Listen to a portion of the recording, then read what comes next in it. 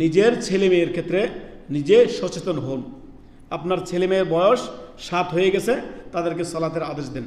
যখন 10 হয়ে গেছে তাদের সালাতের জন্য শাসন করেন, শাসানিমূলক কথা বলেন, সালাত পড়তে হবে, তোমার উপর সালাত ফরজ হতে যাচ্ছে।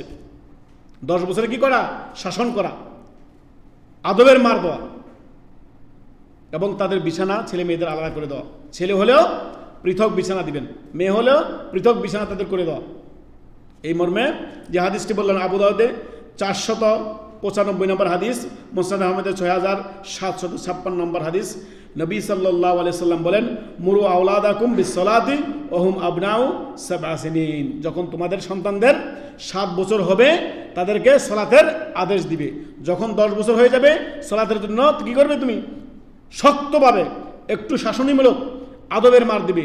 যাও মসজিদে যাও, মেয়ে হলে বাড়িতে নামাজ পড়ো, মায়ের সাথে পড়ো, কিংবা একাকি পড়ো। ছেলে হলে জামাতে যাও, সালাতের শিক্ষা দিবেন। আর তাদের বিছানাকে পৃথক করে দিবেন, আলাদা করে দিবেন। ছেলে মেয়েদের বিছানা আলাদা করে দিবেন।